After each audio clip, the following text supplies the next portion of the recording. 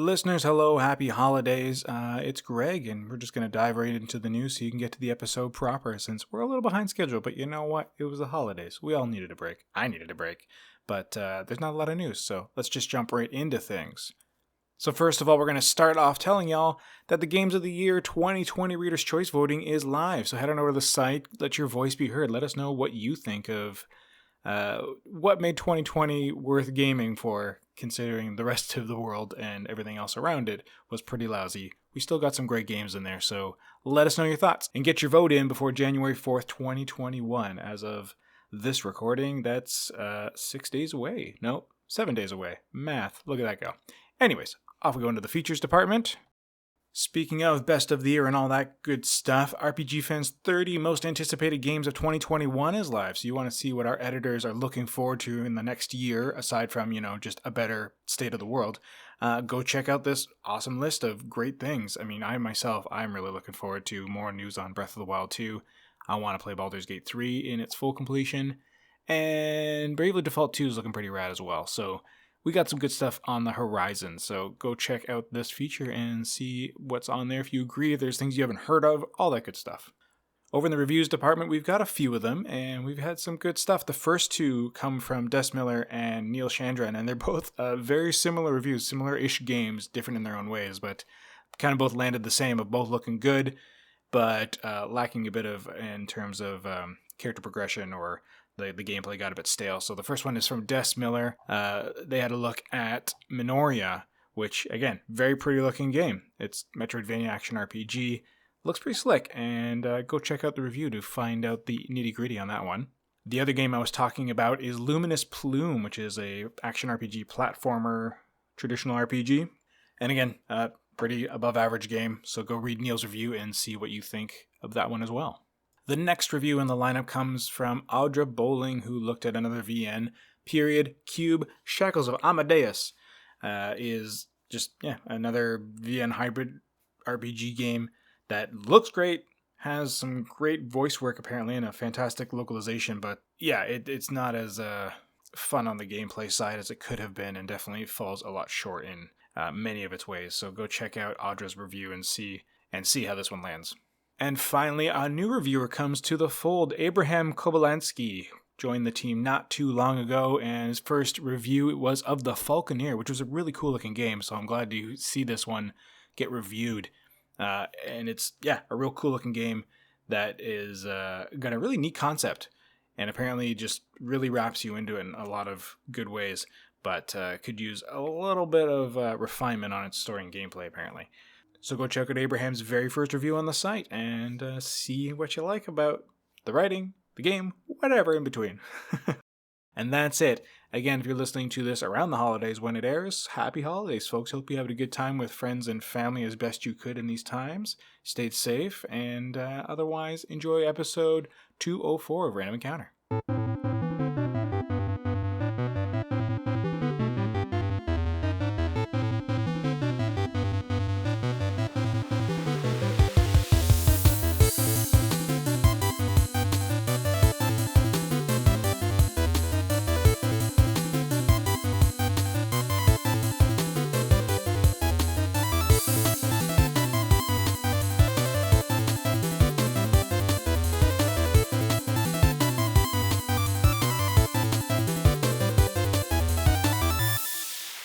Hey everybody, we're coming into the holidays. I guess you'll be listening to this possibly right on Christmas Day for some reason. If you're like, screw my family, I don't want to listen to Random Encounter. We're here for you.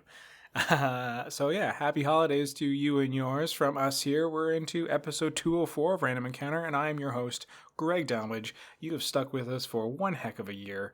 Thank you for that, and hopefully you've had plenty of time to play video games in your downtime as you've listened to us jaw about them. And boy, do we have a doozy of a game to talk about. I wonder what it is. But before we get into that, let's head on over to our co-host in his swivel chair, Jono Logan, over in T.O. Ho, ho, ho. Merry everybody. T.O. ho, ho. Merry everybody. Yeah. Polyamorous over there. Yeah. Greg, we agreed to keep our personal lives off of the air. Thank you very much. Jono is starting a harem and not a combine. What the heck's the You have a compound commune where you I have all a live together. A compound. commune. Thank you. Yeah. Compound sounds like in the middle of a desert with a bunch of guns. Although, what would be more likely in your relationship? Would you be the one with the tons of sister wives, or would your partner have sister husbands? Brother husbands? I can honestly say that is the most Christmas-themed question I've heard in a long time. The spirit of giving love. Ho, ho, ho. All that being said, for my case, I'm pretty sure it would definitely be Annette having the multiple partners under her reign. She would take control of. Having grown up in Utah, that this is a question that has come up in the past. My mom and a friend of mine's mom were talking about it, and one of them said, "Who'd want more than one? One's bad enough."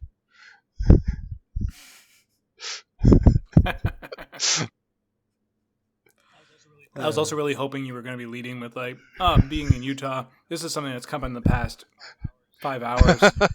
Not quite that recently. Anyways, this is John Tucker. Hey. John Tucker Tucker. Once again, back on the podcast. Thank you for coming back, John. We love having you. Because John and I have both been playing the Cyberpunk, which is out. It's in the wild, and it is It's almost in the wild. a fun dumpster fire of a time with that game. Boy, howdy. It is 2020, the game. We weren't even...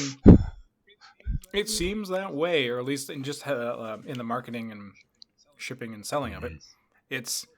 Oh, boy. I feel such mixed feelings about it, and... it's rough, but we'll get into that. For myself, I don't know. We're getting to Christmas, and I'm hoping to have. I wasn't expecting to have this game or much else new to play, but I've got Final Fantasy VII R now on my docket because we had a very generous gift giver over at RPG Fan, which was really nice. So I was just right place, right time, and Bob was just like, "Hey, who likes FF7R and wants to play it?" And I was like, "Oh, me maybe." And he's like, "Cool, Happy Christmas, it's yours." I was like, "Why?" He's like, "You're nice." It's like, oh, tears. Bob. It was, I don't know what and why, or it was just random. But so I have that to look forward to. That might derail some of my plans to go back to Sakuna of Rice and Ruin or Chrono Cross. But yeah, Jono, what are you getting into before we get into the bigger discussions? What's been going on with you as you helm the review department?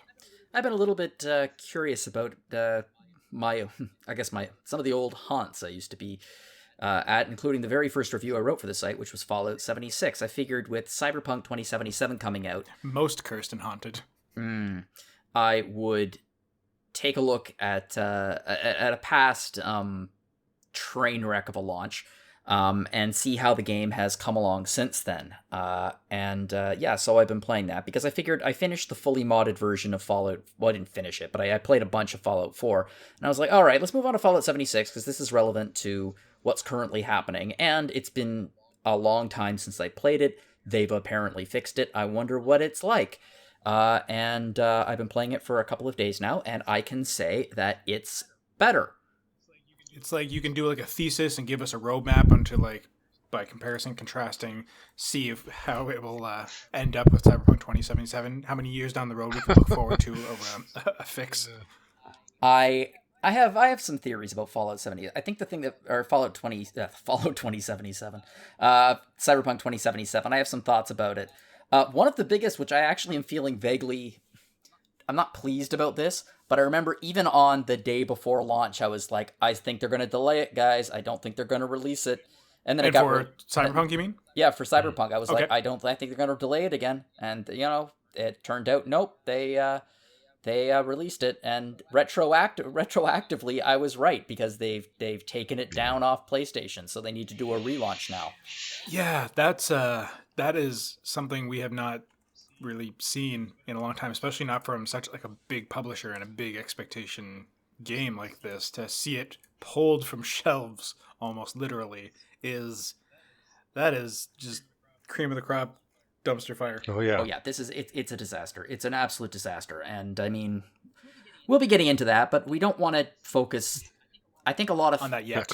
I think a lot of the talk about the game right now is talking about what's going on around the game, which is it being pulled from shelves for PlayStation 5, Best Buy is now apparently accepting returns for it. Same with Xbox. So a lot is happening there, and that's important. But at the same time, I think the idea, is this a good game? That question has been lost in the mix, and that's one of the things that we wanted to talk about today. Like, is Cyberpunk 2077 a good game? When you separate it from the controversy, when you separate it from the marketing, when you separate it from everything that... When you separate Cyberpunk 2077 from everything that is Cyberpunk 2077, is it a good game? In a vacuum, is it a good game? Yeah. In a vacuum, if you had been isolated in a soundproof room for 2020 and you were given this game, first off, I envy you if you had been in a soundproof room for 2020 and have no idea what's going on, and your biggest concern was the Cyberpunk 2077 launch any good? If that's your biggest concern for 2020, I envy you. Just come out. Anybody else hear that? Yeah, that's the thing. Like, I can't really think of any other. I'm sure it's out there, but I can't think of any other like mass media in my years that have has been this, I guess, dumped on by its own, media, by its own like marketing, PR, everything around it. Just because at the core there's a good game there, but you can't. It's been such a tainted experience because of this the discussion circulating it, and I'm sure it's out there. Like, there's some movie or something like that was like, oh, that was actually kind of good, but just critics dumped on it, this, that, or whatever.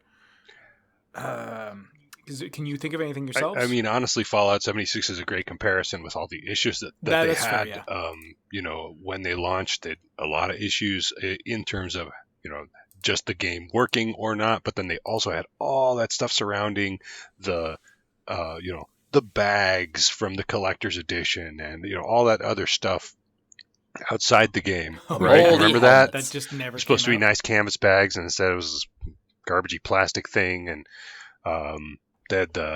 if you that's like what just happened to me. They had a thing. I bought a gift from my brother. So I'll get into that in a second. They had a thing with Nuka-Cola Dark, I think it was called. It was supposed to be a dark rum in a nice black Nuka, looking bottle. And eventually, like... Oh, was it rum? I thought it was just like a Coke. No, they had a rum too, and it came out, if I'm remembering right, it came out really late, and then instead of being like a nice glass black bottle that looked like that with the fins and everything, it was like that was a plastic thing that snapped onto like a boring little glass bottle. And everybody was really mad because it cost a lot of money. And that's just scratching the surface. Oh, yeah. Really, yeah, there was everything that happened with Fallout. So many more things, but... Which you got into. Yeah. But yeah, I think that is maybe the best, the closest comparison to Cyberpunk 2077 in terms of how it went. That's true. I forgot about all the marketing stuff that went down the tanks with that. I just knew the game itself was a whole trash fire. It didn't get to we're going to refund it and pretend it doesn't exist for a while kind of levels, I don't think. But they did the opposite, where they doubled down and just committed even more to it in a lot of ways. Yep. But it's that's right. I forgot that there was all those the swag just did not pan out at all. But as I was saying, just quickly as an aside, I ordered this cool 10-in-1 survival case for my brother-in-law for Christmas for our Secret Santa. Ordered it back in November, and then randomly I got this little carabiner. I think it had a fire starter in it. It was called a survival grenade. That I was like, what is this thing? I don't remember ordering this. I don't know where this came from. And then I went through and I saw there was a receipt in my email for this thing. It was all free. I apparently never paid for it. I don't know where it came from, what it was. Anyways, I'm waiting. So I finally got in touch with them to call the business and realized it was connected to the business I had ordered. The 10-in-1 thing was also connected to this whatever survival grenade business was. So they're one and the same, who was also out of the office from December 8th to 19th, which is a very weird choice to be out of your business office at the Christmas rush. Anyways, they responded to email, thankfully, and they're like, it says here that your thing was delivered. I was like, oh, well, all I have is this thing, which I sent a photo. I'm like, this is not what I paid $48 for, and, which is listed at $10 most places. And they're like, oh, well, They're out of stock, so I guess we'll refund you. I was like, were you just hoping I wasn't going to notice? Like, what was this? Like a consolation prize? Yeah. I don't know what happened there. Either way, I feel like someone was trying to screw me, but It's like how the that's just not as advertised, apparently. Anyway, sorry, aside. Jono, it sounded like you were chiming in with more on this. Well, I think one of the biggest differences between Fallout 76 and Cyberpunk 2077, and part of the reason why I think that people are a little more... I remember people being furious about Fallout 76, but I don't remember the... Oh, they sure were. They were, but I don't remember the blowback being quite in the same vein as this, and I think the reason is lead time. Fallout 76 was announced in early 2018, so I think it was in the second half. It was in May, I think. May or June. And it was announced then, and then it was released just a few months later in November. So there was only a couple of months there where, they built up the publicity and stuff like that.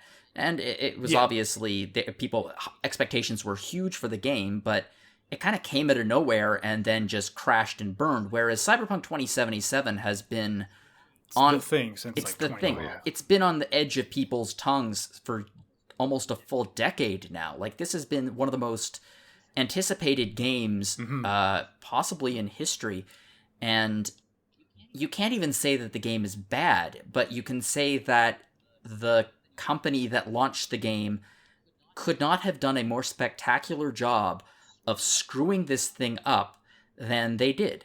From everything I've heard, and we'll obviously be hearing more about this in the episode, like you guys said, it's a good game, and there's apparently a really, really good game under there somewhere. And it sounds like because of what they did, their business practices, crunch, 2020 in general being what it is, and a lot of other factors, they took what very easily should have been the game of the year of 2021 and released it disastrously at the end of 2020. I'm surprised we haven't seen any memes of like that recreation of the scene where Obi-Wan fights Anakin on Mustafar, except Anakin is Cyberpunk 2077 and Anakin is all game and Obi-Wan is all gamers. It's like, you were supposed to be the chosen one. And just sitting there burning in a garbage fire with no arms and no legs. True, but I don't think anyone could ever say that gamers have the high ground. No. Well, and especially not here. And like, gosh, and then all the, like, we talked a bit about this, just all the controversy around the reviews and the previews, and that people were just dumping on reviewers for it, and it's just like, but look at what you're getting now. Like, they weren't wrong, and they got the best form of it. The fact that they weren't giving console versions out as reviews, well, apparently there was a reason for that. They wanted to put their best foot forward. Well, IGN released a console PS4 review specifically for PS4, and I think it got a 4. Wow. Oof. It's, and that's it. Yeah, there's no footage, for a reason. I was watching some comparisons of it because Scott, who does our Twitch streaming for us, Scott was helping me navigate trying to get the best looking version on my computer for capture for us for video. And it's just looking between console and PC is just like two different games, two different worlds in so many weird ways. Like it looks worse than even like a PS4 game should look, which is weird. Like just the optimization is a train wreck, and I don't know what's going on there. Like I feel like I'm looking at something on like the Xbox with like poofy fudgy faces and bad shadows and just with nicer textures. There's been some gorgeous games on PS4, right? Yeah. Absolutely. Some games have really Horizon Zero Dawn, the boundaries. Yup. Amazing looking games on PS4, so really disappointing. Well, exactly. It's baffling. But all that to get us back onto Fallout 76. So you're saying they fixed it? Like, is it an experience now that you want to play? Was this 2 years later now since you reviewed it? It was first thing I reviewed for the site would have been November of 2018. And there has been expansions since, and you've always been, we've been like, hey, Jono, do you want to go back? And you've been like, I'm good. No. So no. Are you willing? I mean, you were clearly willing now out of curiosity more than anything. It was a morbid, almost train wreck effect. Train wreck effect. And I've heard some good things. I've heard that, hey, they fixed it. And, Here's the irritating thing about that. Yeah, here's the irritating thing about Fallout 76 for me is as playing it, I could see that they had created a extraordinarily well thought out world space. Their environmental storytelling was top notch as per usual. The acting in the voice logs was phenomenal. They were telling some really, really, really good stories. The problem, of course, being that you were being told stories rather than being actively involved in one. Because you arrived in Appalachia after the fact. Everyone was already dead. So first off, that puts you in the most depressing game state you could possibly imagine, because it was just a story about, like, all of these people struggling to survive and fighting against the odds and then losing. Like, inevitably, every single time you came across a new story, there would be just a depressing ending to it. And because of that, the story was absolutely flat out terrible. Mechanics, it played like Fallout 4, but a buggier version of Fallout 4, which is impressive. Really kind of a remarkable sentence to say. And it looked not great. I mean, it didn't look of its generation. It looked better than Fallout 4, but Fallout 4, even when it was released, was by no means a looker. So I remember being more generally upset about that game than genuinely hating it. I gave it a 64, I think. Yeah, it was not great. 62. In my mind, I've just given it an extra 2 points. Woohoo. And I mean, it was a buggy mess to the point where, I mean, the site does have a policy where we have to finish the game. If we're reviewing it, we need to finish the game. Any of the endings, but we need to finish it. And I could never finish Fallout 76 because I got to the final dungeon and it crashed 5 minutes before the end of the game. Here. And I need to do that too, actually. There's a game I couldn't finish for the same reason. Anyways. Yeah. I messaged Alana and was like, listen, Alana, I know that I'm new to the site, and I tried my best to finish the game, but it crashed, and I really don't want to do the last dungeon again. And she's like, no, don't do the last dungeon again. Just write the review. It's fine. It just saves outside the dungeon, or I guess, I guess it's an instance thing, I guess, yeah. Right. Because it's online. It was just outside, and I mean, but the game had some really, really great things about it, but there was no possible chance for meaningful choices to be made because you were a passive observer of the story rather than an active participant. Multiplayer was a disaster. Oh, multiplayer was so bad back then. Which is weird because isn't that literally what the game's supposed to be for? Yeah. Yeah, the whole point was supposed to be, hey, we get to play Fallout with friends, and it turned out to be playing Fallout with a bunch of jackasses who wanted to shoot you and steal your stuff. So everybody's a raider. Yeah, pretty much. But that which is also another thing that drove me kind of crazy about the central conceit of the story, which is everyone you meet is a real person that was in this vault with you for 20 years. And it's like, so you're saying the second that the vault opened, like every single person in the vault became a sociopath? I mean, okay. That seems like there's a social experiment in there that I feel like we as a society have overlooked with what Fallout 76 offered us. I mean, that's the whole point of Vault-Tec, right? Social experiments. That's fair. And clearly we failed on 76. Yeah. So anyway, that was the game back then. So the game now, I installed it and I loaded it up and it immediately crashed, which just made me happy in a weird, perverse way. Return to form. I was like, here we go. All right. But since then, it's actually been very, very stable. I loaded up my old character and immediately realized I had absolutely no idea where I was, what I was doing. So I said, okay, forget this. So I went back, started up a new character. The game starts up very similarly to the original. You wake up in the vault. It's the last day you have in the vault. You have to leave, and you leave the vault. And then, unlike the original version, you go down a hill and there's two people standing there looking for a treasure that they think is in the vault. And then this starts you off on the new quest. Now, what they did, what Bethesda did is instead of completely revamping the game and like tearing out everything that was there originally, they've kind of overlaid the new characters and new situations onto the already existing ones. So you can play through the original quest line as it is, but also you can interact with characters along the way. And it kind of works, it kind of doesn't. Like the central conceit being like, you just woke up and you just left the vault. And the Overseer left the vault the previous day. But then when you eventually you find the Overseer and she has a mansion that she's built up over the last year. And it's a year later, essentially. is the central idea of the game. It's a year after everyone left the vault. So if you start a new character, you've apparently been sleeping for the last year. So it kind of works, kind of doesn't. It feels like a Fallout game now, much more so than it used to in terms of the character interaction. The acting is excellent. There are some more choices. I have not gotten far enough into the game yet to know if those choices are meaningful or not, or will impact my experience later in it.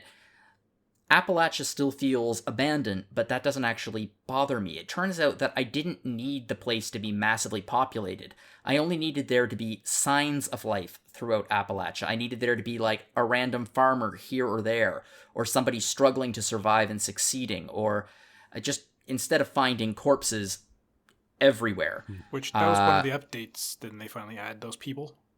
Yeah, that's it. So like I'm finding people and I'm talking to them and interacting with them, and just like little interactions and random characters that you meet along the way. And yes, there is dialogue now, and you can talk to people.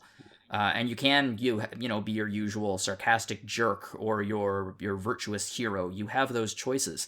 And instantly it improved the game to the point where if they were in the game originally, easily it probably would have gotten an extra 10 to 15 points. Wow. Yeah, now, I haven't gotten far into the game yet. In fact, I'm kind of stalled because to get to the next point of the quest where you get to interact with people, I need to get to level 20, which unfortunately means that I need to backtrack and do some of the boring stuff that I used to. But even that's been kind of fun because rather than go the path I went originally, like now I just walked in the opposite direction. So I'm getting to explore some areas of Appalachia, which I kind of skimmed over the first time around. Yeah, I love the Fallout series. I actually still have my physical copy of Fallout 1 with the manual. The manual for that game is like one of the best manuals. It's all like in world, and it's just an amazing design. But I just really don't like playing games online with people. So I was like, no, I don't either. 76 is not for me. Not even trying. I'll tell you, John, I mean, you're probably going to be a little bit this type of RPG'd out after you finish Cyberpunk. You can play Fallout 76 by yourself. You can. I do. There's no one on staff who plays it, so it's not like I can team up with anyone. I thought about dragging Greg along, but I don't want to make him buy a copy of the game. So it's... You can start the game by yourself. You start the game by yourself. There are lots of people running around, but you don't have to interact with them. There are some there are dungeons where theoretically you need other people, and most of those are the vaults, unfortunately, which, to be honest, is a pretty good use of vaults. Like, I mean, if you're going to be doing an online version of Fallout, obviously, the vaults are going to be your big multiplayer instant dungeons. Mm-hmm. It's fine. You'd like it because it does give you that same sense of discovery where you can see the outlines of the buildings on the horizon and you can head there and you hear the little cha-ching sound when you find yourself on a new farm or something. The world of Appalachia is massive. It's so much. It feels, I think it's considerably bigger than Fallout 4. It's bigger than the Capital Wasteland, I know that. I that's the part of the game that I absolutely love. In fact, usually once I have the map fully complete, I kind of lose interest in this type of game. It's one of the reasons why last week, I don't know if you heard last week when I was talking about Fallout 4, one of the best things about doing a fully modded version of Fallout 4 where there were new locations added by modders. So I would get like cha-chings for new locations that I would discover that have never been there before. And that was great. You mentioned that early on playing with other people was not very fun due to the way the other people played. Any change in that since then? Actually, yeah. I've not been harassed continuously since starting this game like I was in the original version. Bethesda have completely redone the player-player interactions. Now, they're still the same thing. It's almost like a handshake system. Like, if someone shoots you in the head, you barely lose any health. And then if you fire back, then, okay, you're in agreement. It's time to fight. Oh, interesting. And then, like, the damage becomes real at that point? Yeah, the damage becomes real at that point. And there are still jerks and things like that. But the reality is, back when Fallout 76 was released, it was the it was the new hotness. It was the hot multiplayer game. It was everyone was playing it, even if it was terrible and, people were really harping on it. There were a lot of players on there. In recent years, the only people that are really left playing Fallout 76 are the people who actually like it and who are Fallout fans and who like what Bethesda has been doing with building up Fallout 76 since its release with new content patches and releasing things. And because of that, I feel that every interaction I've had in Appalachia since then has been quite positive. So that is a massive improvement. Very nice. Yeah, and I mean the idea, Bethesda's original idea, that every person in the game is a real person. Every character you run into, it's a real person, and it builds human stories.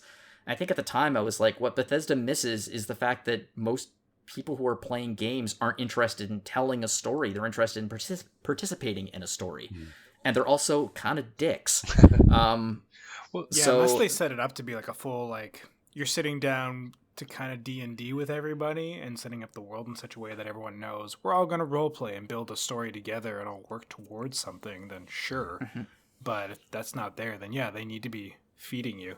When you were and in a lot of cases, oh, sorry, John, go ahead. No, I was just going to say, when you were talking about dates earlier, in terms of when this came out and things, I was kind of doing some looking to see, and it looks like this came out about a year after PUBG and Fortnite really came out, and those hit it big, and those are all about, like taking out the other players, and I think that was really kind of this big trend in game design for a little while, right? It was like everybody wants to be the next that.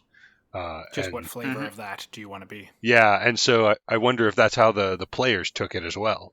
Well, funny enough, they actually have that in this game. One of the post-release modes that they've introduced is a PUBG Fortnite-esque Last Survivor sort of thing, where you are set loose in the game world, and it's separate from the actual game and your actual game character, where you are a member of a vault, and the computer is trying to figure out who should be the overseer, and the only way the computer can figure that out is to have all of the vault people kill each other until there's only one left.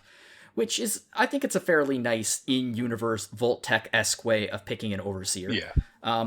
And it seems to be, I haven't played it yet, I'm planning to, but it seems to be fun. It looks okay, but that genre of gaming has cooled off to the point now where if someone wants to play that type of game, they're just going to download Fortnite. Yeah, absolutely. Yeah. So, on the whole, yeah, I know what you mean, and that seemed to be, a lot of people were jumping into this game with that sort of mindset involved, but I don't think they're there anymore. I think that a lot of what Bethesda got wrong was fixable and has been fixed. I don't know if it's a good game yet. I'm having an okay time playing it. I'm not super involved. Like with a really good game, you're like every second you're not playing the game, you're like, oh, I want to get into it. I was really enjoying it. I just need to keep playing it. With this, I'm like, all right, I'll jump in, see what's happening, see what's going on. It hasn't grabbed me yet. And I don't know if it will or not, because somewhat of the scattershot nature of its central story, being that they've laid a story on an already existing story in hopes that it will tell a complete story, and I don't know if that'll work. I'll find out.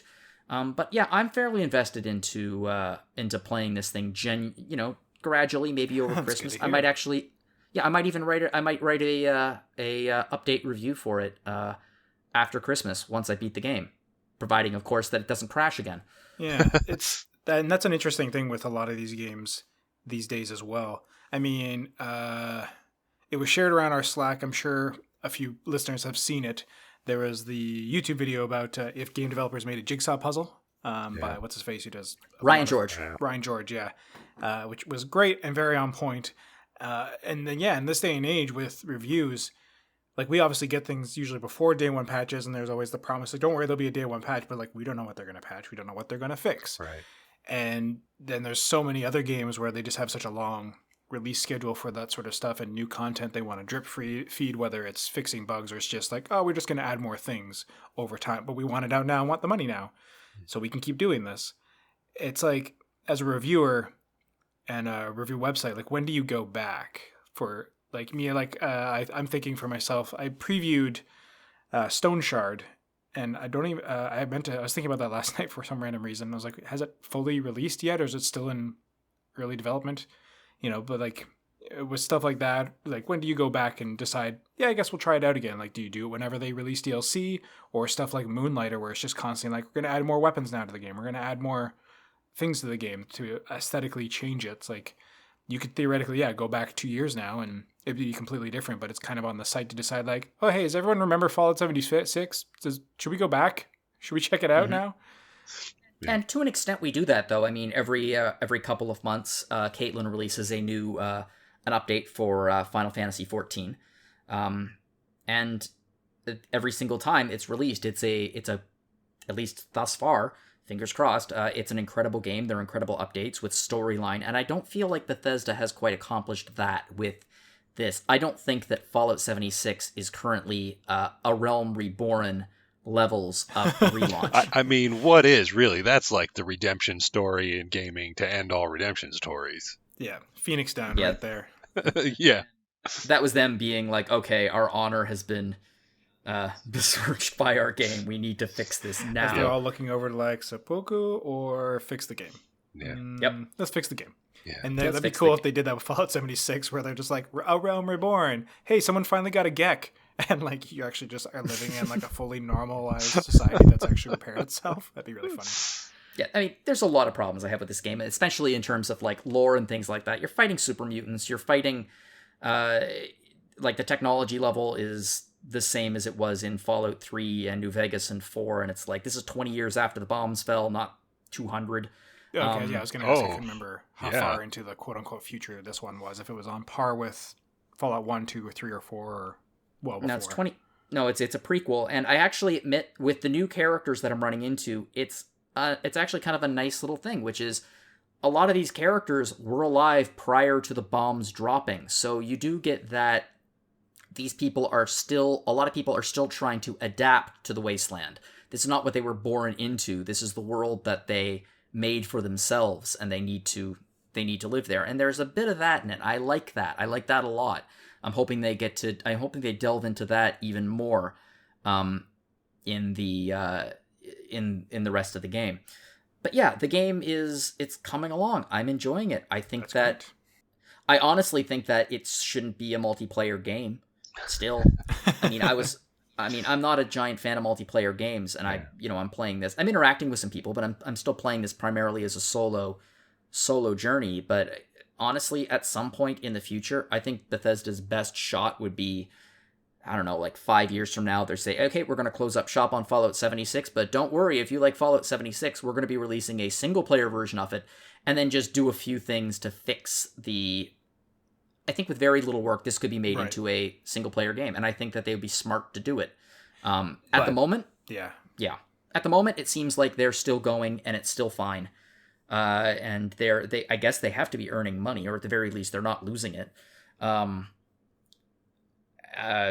say that, I have no idea. So yeah, I'm having a good time with it, and it does give me some genuine levels of hope for what's going to happen with Cyberpunk 2077. Yeah, that's not, I guess, between that and, now that you bring up Final Fantasy XIV, that was also another one that kind of, definitely had a bit of a dumpster fire time. But I don't think it had as big of a PR scandal and issue as this one did. But they definitely did do the whole refund thing and offer people discounts going into A Realm Reborn, if I'm not mistaken, if they were legacy players. So, that's true. It's just, it all comes back. You bury it in the mind somewhere. It's funny because there's a difference between a bad game and a broken game. Oh, yeah. I think if a game is released and it's bad, people just look at it, they play it, they shrug, and they say, okay, whatever, it's bad. And they just walk away and they move on to the next thing. The latest in the Front Mission saga that I played last year. 2019. Yeah. I think people can recognize bad games. I think what pisses people off is not a bad game. What pisses people off is a broken game. And and when it's unapologetically broken, and it feels like the developers just kind of like deal with it. Yeah. And that's sort of, we've been getting a massive taste of that with Cyberpunk 2077 at RPG Fan. Right. Like, John, thank you, John. By the way, we periodically pull John back in from retirement. It's his own fault Yeah. for being one chatty more and sticking job. around and staying relevant. No, he's kicking and scraping fingernails in the ground as we pull him towards the review department to cover things. And thank God I just want to 3D print things. Leave me alone. And thank God we did, because our saga of Cyberpunk 2077 was we get the game on a day after launch day, so it's not obviously not going to be day after day. Which is funny because we'd already gotten review. it to give to somebody else, and then we got a review copy after the fact.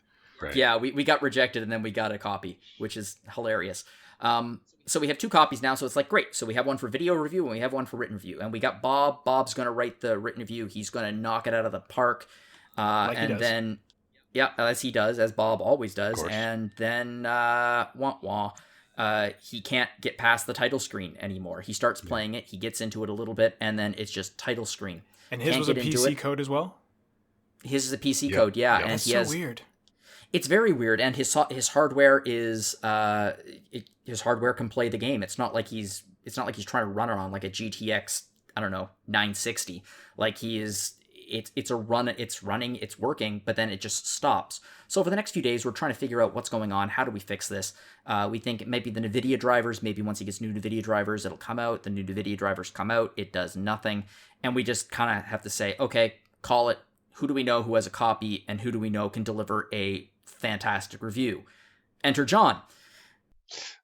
Yeah, I mean, well, remains to be seen about the review, but I appreciate it. I appreciate you saying it. But in terms of being fantastic, if it wasn't you, they'd be stuck with me. But yeah, and God knows we don't want that. But I checked. I actually checked with Bob just today to see, like, all right, how far in did you get?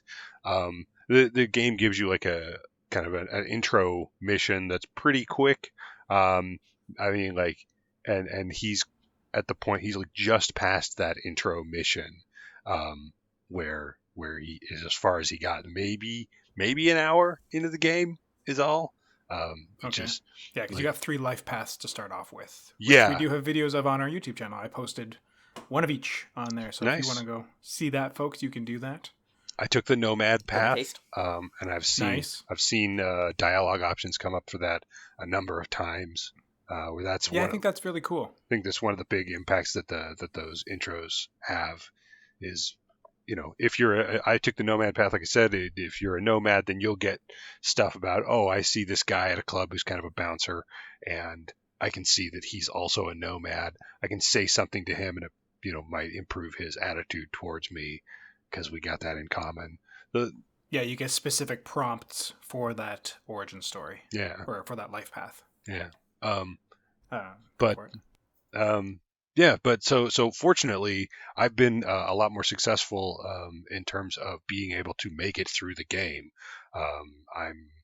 The game clock, I think, says that I'm about at like 9 hours, but there's definitely been a couple of times when I've had to just pause the game and walk away and come back. So it's probably more really around the realm of 6 or 7 hours. Some huge spoiler territory story stuff just happened before the recording of this podcast. I was like, come on, get me to a point where I can actually save and quit so I can go do a podcast about this.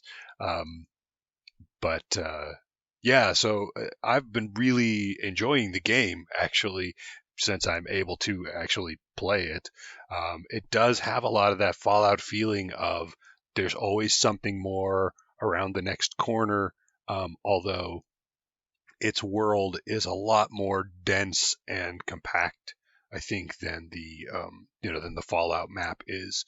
If you were to walk from one end of the Fallout map to the other, typically it's going to take you a significant amount of time. Whereas, with this, I can walk pretty quickly. I can take fast travel things. I can hop in my car. But there's always, another like little unknown mission on the map. And there's always another gig coming in from one of the fixers in the city.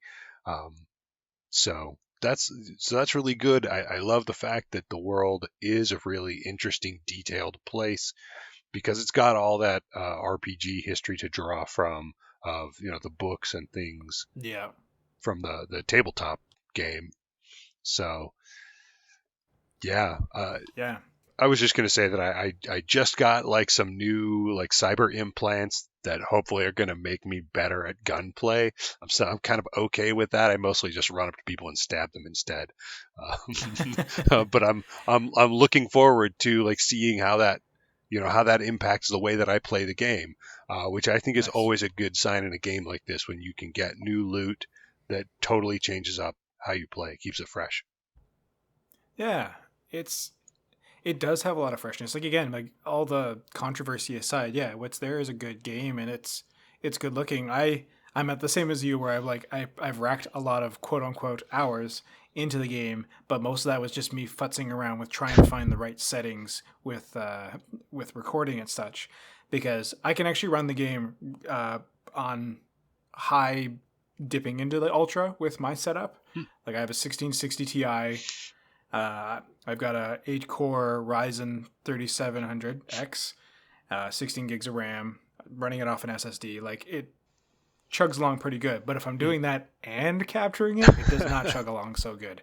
Like it plays well on its own, but the gameplay capture is stuttered and awful. Like OBS just can't keep up if I have it on that high. And also OBS really doesn't like the mirror technology. No. So that the opening moments of the game, when I go into the mirror, it just kind of like pops it out of its frame and doesn't embed it into where it's supposed to be. It was a whole mess anyways.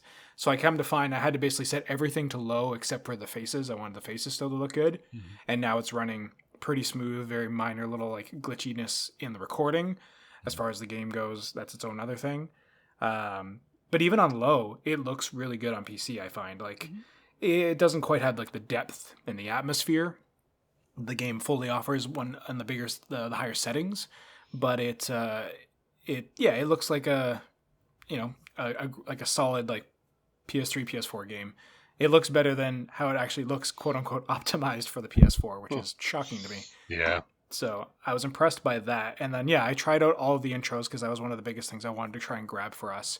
And the Nomad one was the most demanding. Like I was able to get the corporate one and the Street Kid one at a better higher settings, but once I got into like just the open world that the Nomad starts in outside of the city, it was just too much. And I couldn't do it, unfortunately, so I had to knock everything back to keep it all consistent across the board. But it was pretty, all the intros are pretty neat. Did you dabble with any other ones, or did you just commit to Nomad? No, I thought about playing some of the other ones to see them out, but then when we found out that Bob wasn't going to be able to do the review, I was like, no, I better just keep moving ahead with the one I've got. Yeah. So, pick a lane and run down it. Yep. Yeah. Did you, and for character creation, I guess starting back at the beginning, character creation is pretty neat. It's very simple, which I do like. Like it still offers a decent amount of choice. I agree. Mark Chan was posting that it's unfortunate the game doesn't really offer more body types, but it's otherwise does have a lot of flexibility. I also wish they handled the gender identity aspect a bit better too, because like I do like that they're just like, well, you can look like a male but present as female vocally and such like that, but there's no like they them or in between. It's just basically like you have a female voice, they call you a she. You have a male voice, they call you a he, regardless of what you look, regardless of how you feel your character feels. That I feel is a little bit of a oversight and could have used just a bit better handling. I mean, we talked about this on the last podcast, that it was like a tick in the box just to say like, look, you can kind of be trans, sort of. And it wasn't really handled well. But how is it for you? It's definitely the first game where I've had to choose whether I have junk and what it looks like. Right? And which my wife was very disappointed that they only had one option for the female. She's they do. Those come in plenty of different versions as well. Yep.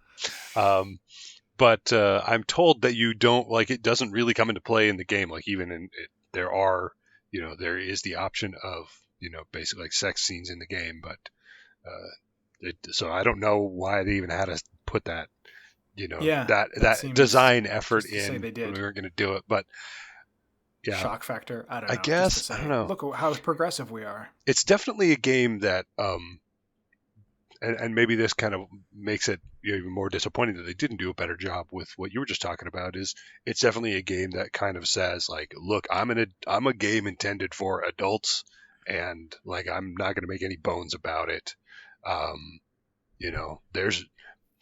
There's nudity in that very first mission. So if you, well, I guess the first mission after the origins, but and there's no way to turn it off or anything either, really.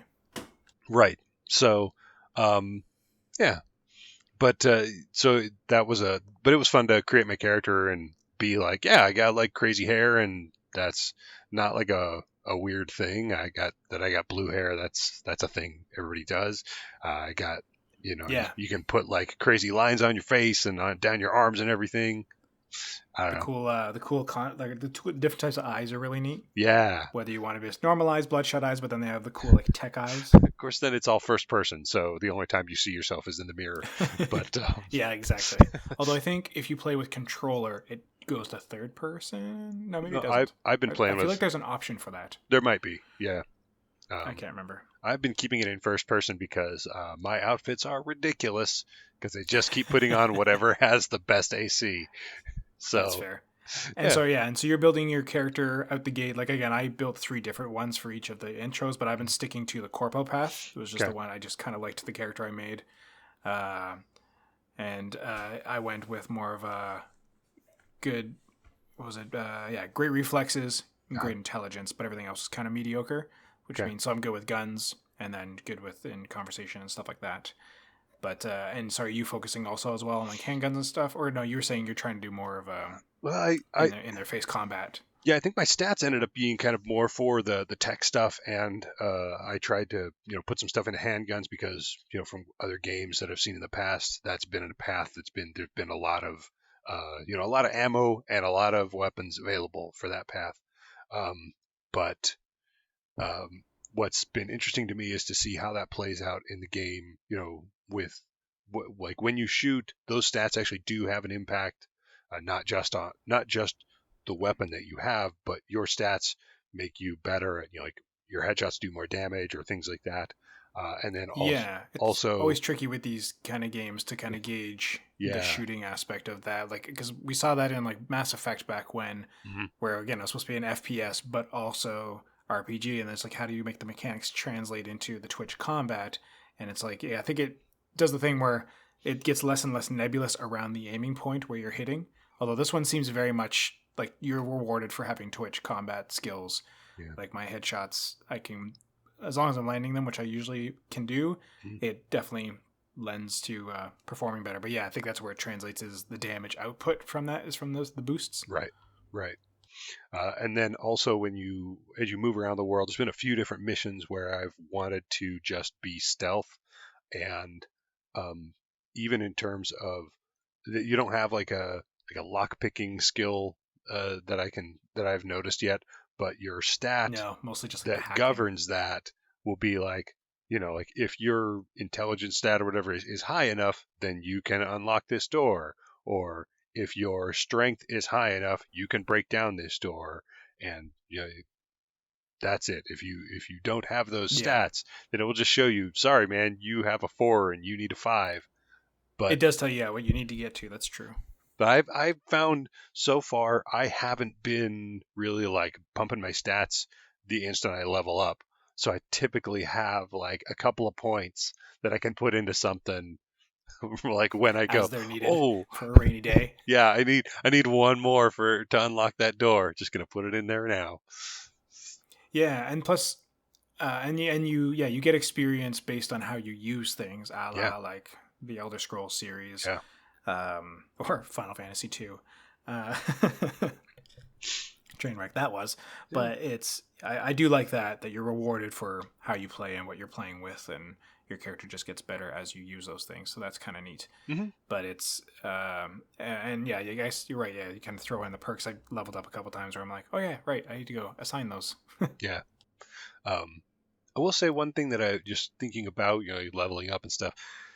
Like one complaint that I have with the game, aside from like it's working fine for me, very fortunate for me, but the interface could use some tweaking. I think it's okay, but like the menu or when you're in your inventory and things like that, as you take people down, like in any RPG, you're going to loot those bodies, going to pick up their weapons, all that stuff. So after the end of a mission, I'm walking around with like 50 guns in my inventory. I'm pretty loaded down.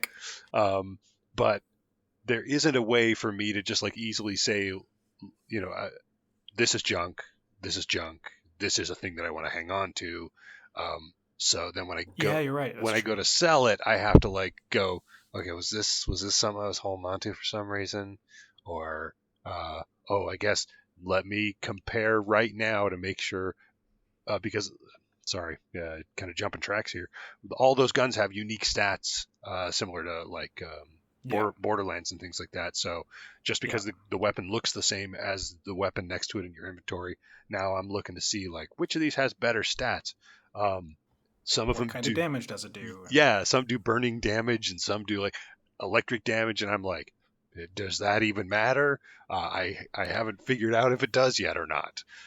yeah, there's a lot of the meta in this game that I still feel I haven't quite grasped. And I mean, I am only like maybe an hour and a half or so into the story. I've gone through like the first two major missions and into like the major big pivotal point, I think, where like things really start to shake up. And yeah, I'm starting to see there's a lot of like finer points that I'm like, okay, this game will really get singing when I get good at those. I'm trying to get good at quick hacks and stuff and trying to figure out how that whole system works and getting better. Yeah, I'm like, so my RAM is finite. How do I replenish that? Or do I have to wait till I rest and stuff like that? So I haven't figured those things out. And then now seeing, yeah, all these guns have different stats and there's different types of damage. And when I scan someone, I can see that, oh, they have vulnerabilities or weak or resistance to such and such damage. So yeah, I guess that matters to try and keep, an right. electric gun on standby or whatever, right? It's got a lot going on, Yep. but the performance wise, not the performances of the game itself, but the performances of the acting and the storytelling, I find that's all really solid, and that's Yeah. definitely contributing to what makes the game good. Like the writing is solid, and it's yeah, performed beautifully. Jackie Wells, really love the Oh charisma yeah. that character gives off. Both voice actors for V are great, very natural and conversational. Everyone I've interacted with has been solid. T Bug's awesome. It's so far, yeah, really well put together as Yeah. far as its storytelling and the world you're jumped into. And definitely those like big story beats are kind of a bit railroady, but you still feel like you have some part to play in it, even if you are kind of ticking the boxes to forward it along of like, go do Mhm. this thing, now go do this thing, search around for the thing that will progress the story beats. Yeah. It's outside of it, I guess, in the side quests, which I haven't done yet. I feel like that's, I guess, where you get a little bit more of that flexibility as a player. Yeah. I had a mission where um, this is I don't think this is too much of a spoiler because it was something that came up really early in the game. I got a call from a fixer who said, "Hey, there's this lady. She's a cop. She's one of the few like good cops in the city, and she's making a lot of trouble for herself. And the other cops, the dirty cops, are basically like calling in a hit on her. And so go try to resolve that." And when you go find her at her apartment, there's a couple of things. Actually, that was one of the places where my nomad background helped me. There was a guy in the market who I talked to who because I had that shared background with him, he was willing to tell me, oh yeah, she lives right over there. So I went and found her, and then I had the choice of like, do I take her out, or do I try to like talk her down and convince her to back off this investigation? And it was interesting, a thing I don't know that I've seen in other games of that kind of system. When I, approached her, she was immediately hostile, and I had to, back off and stay well out of range, and or else she was just going to shoot me, and then the only choice I would have is to finish her off, versus talking her down. And I tried finishing the mission both of those ways and got a very different response from the person who gave me the mission afterwards. If I killed the lady, she was very much like, I don't know that I want to keep working with you. Oh no. Yeah, yeah. Um, so whereas when I talked her down, the person who gave me the mission was like, hey, thanks a lot. You did the right thing. There's not a lot of good people in this world. We got to keep the ones that we have. And, so, uh, yeah. So like you said, you do see a little more agency maybe in those side missions. Gotcha. The other thing, there's a lot of reading. There's a lot of stuff you can pick up to read. Yeah. My gosh. And I want to, I haven't been for the sake of this because I've just been trying to get capture as quickly as I can. But I plan to go back, rack up the settings so it looks really awesome. And then I'll probably take a bit more time to read things. Mm-hmm. But one thing I did notice, which I didn't notice until I read it, was the fact that, there's really doesn't, I mean, I haven't explored the city super extensively, but I've driven around a bit now and walked around a few spots. There's no wildlife in the city. Uh-huh. Now that you think about it. And then I read a thing in one of my passings that apparently, and I feel like this was just a get out of jail free card for the developers, but there apparently was an extermination act to get rid of all the birds for the sake of like not passing avian diseases. And I feel like that was more just like, we don't want to animate birds. So that's funny. They just got exterminated, and it's just really funny that I was like, oh, right, I haven't seen a single pigeon in this damn city. What's with that? Yeah. But here, would be why. I have seen kids walking around, which is not something you always see in games, but I have not tried to interact with them. I did see a cat, and it let me pet it, and so that was great. Yeah, it was. It was editor's like choice. Yeah, editor's choice. You can I could pet the cat. And I'm sure there'll be a dog at some point. I mean, you got a little dog bobblehead. Oh yeah, that's a question for you. Driving. Do you do it out of the car or in the car? I leave the camera like the farthest back from the car. There's two outside car cameras, one closer and one farther out. I use the farther one. I found I can't. I get too wobbly. Oh, I'm real bad at driving with a keyboard, which is why I was glad when I got my controller working. Because originally, that's another thing. On the PC, I couldn't get my PS4 controller that I was using with my PC to work with it. Still, I don't think I can use it wirelessly, but if I plug it in, I can use my PS4 controller. Interesting. Yeah. I don't know what's going on there. Yeah, I'm doing WASD and mouse, and I find like it's so easy to oversteer when I'm outside of the car. And even like, that's one thing I wish the game did have is an option for you just to toggle like a point A to B auto drive. Auto drive, yeah, that'd be where great. It just obeys the traffic laws, it stays inside the lines and does its thing. I mean, I like having the ownership of like, I can drive myself places, and just like you can in like Grand Theft Auto, you can choose to obey the rules or just sidetrack everything. I generally try to stay on the straight and narrow and not cause over damage and such. Part of it is just the role play of keeping a low profile and doing my job to be a normal human in the city. Yep. But it's one thing I do hate about the driving, almost without fail, every time I show up to a mission spot, after I find some place to park and then I get out and I go to the mission spot, I then find a more convenient, better place to park that I didn't know existed. And it's so annoying. And then I come back and my car has caused like a backup of traffic where no one's bothered to go around because I like parked on the street. Because there's not a lot of street parking in the city, which is weird. So I'm like, just every single time without fail, I've showed up and there's a parking lot like out front of like a building. I'm like, God dang it. Even in games, there's always a better parking spot. Yeah. I like it. Oh gosh. I had a thing where I did find so there's a place that you go pretty early in the game and it actually directs you to park in a specific spot. And I went back there later on and I was very carefully like got into that spot. And all of a sudden, like at the last instant, people start screaming and flipping out. And there's like two people under my car, which I'm pretty sure weren't there just the moment before that. Yeah, there's some bugginess around that stuff for sure. Yeah. I was riding along with in the Street Kid Origin. You go on a ride along with somebody, and they were definitely hitting people as we were driving. I'd be in the conversation, I'd hear the odd like thunk and like crunch, and nobody cared, nobody worried about it. We just kept going, and like we definitely hit like 2 or 3 people. So somewhere in there, the programming is off with that sort of stuff. I definitely started my game where I left off and saved in my car. And I started immediately, my car bounced up on the back end as if I had like hydraulics because I had spawned on a car. Oh. So my car was like partly on a car. Nice. And I had to like drive off of it. I'm like, yeah, no big deal. And what other weird things? Oh, and there was another mission where early on you meet up with Jackie when he's on his motorbike. And I had parked basically like right by him, and he just like walked through my car, didn't bother going around it, just kept like, because his path clearly was just meant to go straight to this place, but they didn't account for, I don't know, it's weird.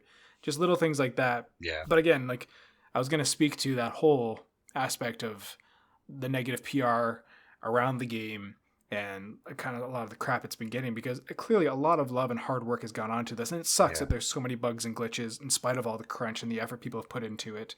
And a lot of that probably is because of the crunch. There's oversights, and it's, as Jono and I were saying last time, it's a big complicated game to try and figure stuff out, like to try and find all these little things.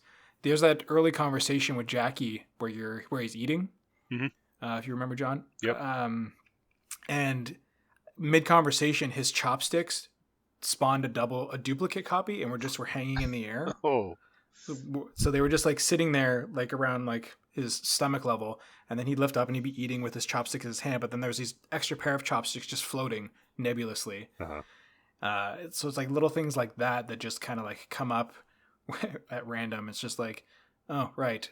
And yeah, with people just being walked over, people walking through things every now and again. I pulled up to a place and I heard a scream, and I was like, what is going on? And then I heard a crunch, and then I looked, and it looked like someone had fallen out of a building to like the street. Oh. Nobody around was looking. No one cared. No one asked. I was like, did I just witness something? I was like, I should go into this building. And I went in and went up to the only floor I was allowed to go to, because that's one interesting thing too. There's a lot of elevators and buildings you can go into, but you can only go to the floor you're allowed to go to. Yes. You can't really like explore each floor, unfortunately.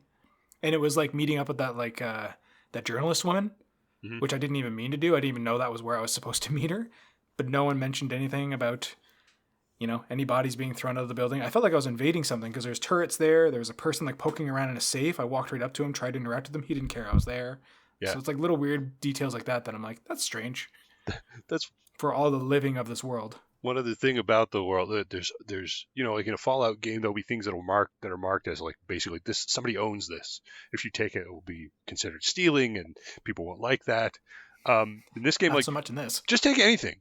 They'll be in like red, which makes me think, well, this is like stealing somebody's thing. But no, you can just pick up anything that allows you to pick it up. Yeah, you don't even have to put buckets on their heads. Right. Yeah, it's great. Nobody cares. But there's a lot to see and do. I'm very excited to get back into spending more time with it and seeing around the world. I wasn't expecting to be picking up this game so soon. I was like, as we talked on the last episode, I was with Jono, where I was like, I'll probably wait until it's PS5 available and I eventually get around to that or something. So getting this was a surprise, and yeah, I'm not shocked that my computer can't handle doing it and capturing it at the same time, but it's been a good experience overall, despite some of the obvious glitches and such. It's still very playable. I'm intrigued by the story. I'm invested now, and I want to see more of it. If you're where it sounds like you're at, there's some more stuff to be invested in coming very soon. So I'm no doubt. I'm happy to hear. Yeah. I'm not gonna lie. I'm really excited to play this game. The game, everything I've seen about it is very much up my alley.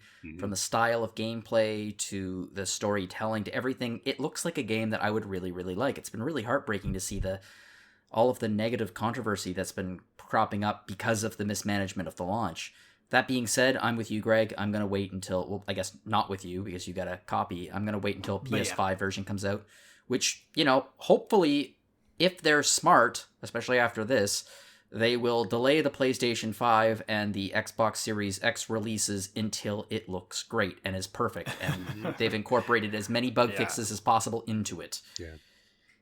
Which, speaking of, you managed to finally get your hands on a PS5 out of, it seemed nowhere, and then it just, you have it. Yeah. Literally nowhere. I was not even, okay, for the last couple of months, like everyone else, I occasionally go on Red Flag Deals, which is a Canadian deal website, great site, and a few other places, and they will periodically be like, okay, there's going to be a bunch of consoles released for Walmart.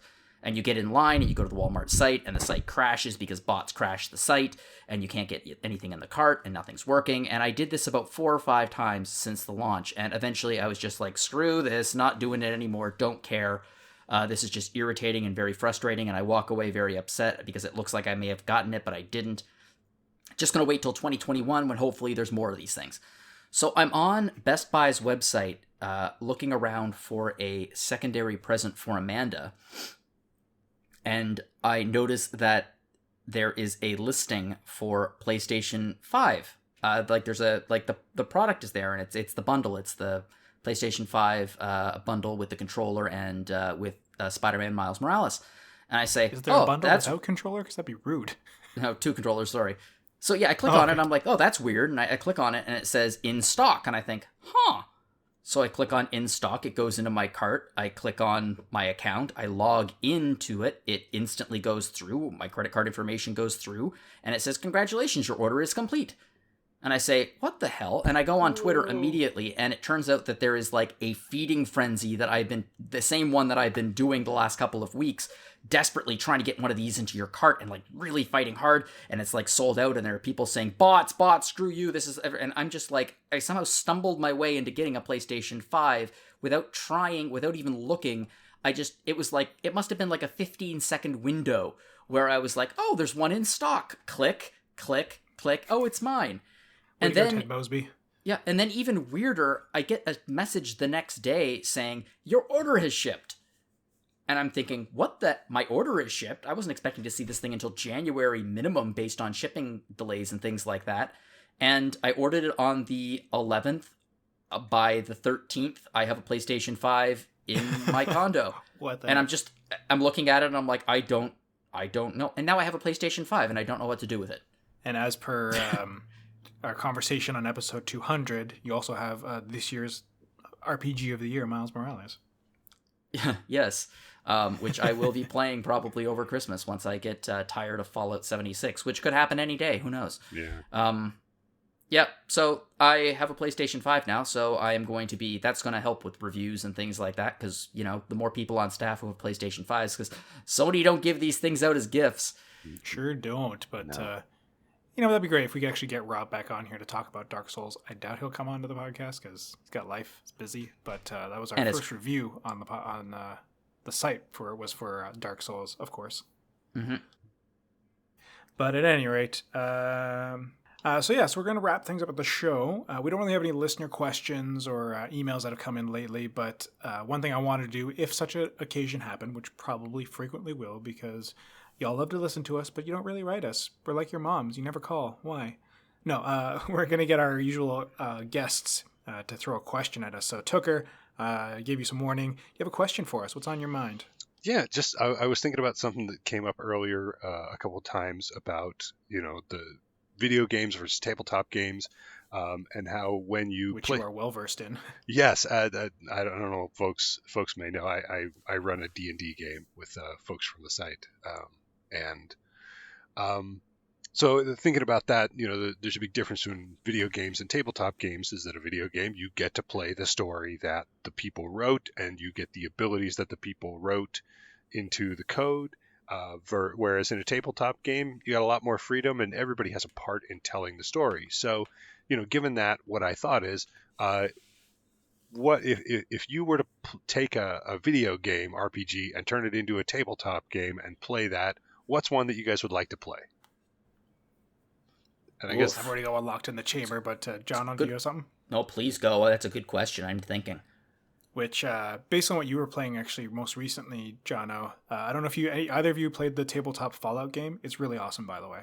I haven't. No, but I should sometime. Oh, if you ever get a chance, it's actually really fun. It's like kind of like a RPG light. Like everything's kind of guided through storytelling, and they do the world choice and world building really well. It's super fun. My friend has it. I've loved it. But anyways, I've always wanted to role play in the Super Mario RPG world. I'm not gonna lie, but taking it to that nth degree of like really making it an RPG. So like you build yourself like a toad, like knight, something like that. Like really like medieval it up, where it's kind of just using like the race and the world of and the culture of like the Mushroom Kingdom from like Super Mario RPG and exploring that world. I've always kind of really wanted to do that. Yeah. I think that would make for a real fun gameplay setting. Yeah, I got one. Okay. I mean, I think everyone would expect my instant choice to just be Yakuza, but I think can I change it slightly? Does it have to be an RPG, or could it be like something else within our coverage? No, yeah. No, any game. Whatever you think. It'd be impossible to figure out. It'd be so complex, but I would love to play a tabletop Ace Attorney game. I feel like you could do that with yeah. Not Fate, but with like in Fiasco. I think that could be a fun fiasco setting where one person is like the Ace Attorney character and then has like their sidekick, but then you're connected to all the other people to build this ridiculous case, and all these stories kind of come together to solve the ridiculous case. I feel like that could work there.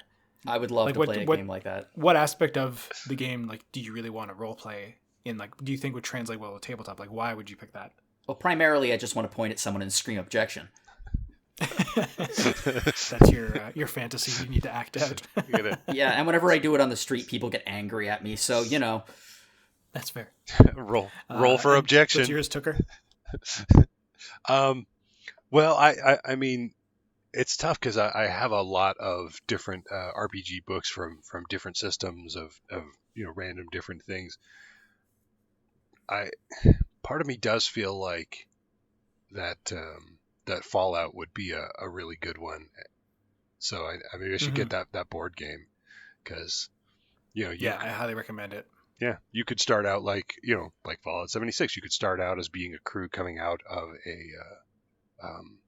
out of a vault, going out into the world and playing your story, or you could start out as people who are already out there. There's all the different races. You could be a super mutant. You could be a ghoul. But which is an option you really haven't had except in Fallout Tactics. It was the only place where you could actually play as like some of the different species. Yeah. Cool. Good answers. I like it. Yeah, no, thanks. Thank you for the question. Good question. I like thinking about that stuff a lot and how to translate. I've also been thinking about running a D&D game eventually for Gwen and Annette, set in like the world of Mana, and using some stuff from like Seiken Densetsu 3, Trials of Mana, that sort of thing, and trying to translate that into such a way to make it play there and using those races. Like, it's just, there's a lot of fun worlds out there to play with that I think would be really fun. Yeah. And now I just want Jono to run around yelling objection at people. Well, maybe after the pandemic. Maybe. No, even now, like as soon as you see someone just not wearing a mask, yep. Objection. I am going to do that. That is a great idea. We need to get you a Next time custom face mask that has like the objection expletive, like the graphic on the mask. That'd be perfect. That'd be great. Yeah, next time I see someone in the elevator not wearing a mask, that's going to be my go-to. Objection. That's great. Speaking of, we picked up a DS for Gwen secondhand for Christmas, but it came loaded with Dual Destinies and what was the other one that was on the 3DS, which the person who sold it to me was like, they're not as good as the originals, but they're there. And Spirit now of we're figuring out how to... yes. Yeah. Spirit of Justice. We're just trying to figure out how to keep them, but also we have to log her account over, so I might have to nix my account on my 3DS so I can keep playing that and Fire Emblem Awakening and stuff that came with, because, it's locked to his account. Okay. Yeah, as the 3DS was. Anyways, thank you, Tuka. That's a fun question. And feel free to email us your answers, or hit us on Twitter or whatever. You can find us at RPGFan.com on Twitter and Instagram. We're on Facebook as well, and you can email us at podcast@rpgfan.com. I am at Greg Delmage on the interwebs. Greg D at rpgfan.com for emails if you want. Jono, how can people get a hold of you? They can find me at Jono Logan on Twitter, or they can send me something through the site there. Or, we would love to have questions from you. Have any questions for us? Please hit us. Then we know how to harass our guests. But speaking of, Tucker, how can people get a hold of you in the interwebs, should you want them to? People can email me. My RPG fan address is johnt@rpgfan.com. I'm on Instagram, too. You mentioned just get that changed to Tucker at rpgfan.com. I mean, we should have, or at least like set up an alias or something. Yeah. Just your real name. But you mentioned my 3D printing. I have a 3D printing shop. I'm kind of on vacation for the holidays right now, but I have that. I have an Instagram for that as well if people want to see that kind of stuff. It's AT Designs by John is my Instagram and my Etsy store. John's pretty good at what he does. He futzes around a lot until he gets it right. Well, it's important to get it right. Mm-hmm. Yeah, because I understand lots can go wrong with that if you don't do the design right and refine. Yeah. But we have other podcasts, as you may have heard. Rhythm Encounter is back, so woot woot. And we talked very highly of Retro Encounter. So you've got episodes of that coming out all throughout the the holidays, no doubt, as well. I feel like Solilsi has a backlog ready to go or something. And otherwise, there's the Phoenix Edge podcast with Hat and Eric. So you got lots to listen to if you don't want to listen to us. And finally, have a happy holidays. Enjoy the rest of the year. We'll start talking about, most anticipated games and music of the year and not editor of the year, game of the year. There we go. And game of the year, because we got all those things coming up, and we'll talk about that in the next episode, no doubt, after all those features have gone live. So yeah, thanks for listening, folks. Make the best of the rest of 2020 that you can. So yeah, for myself, for Jono, for John Tucker, thanks for listening, everybody, and bye-bye. Bye. Bye.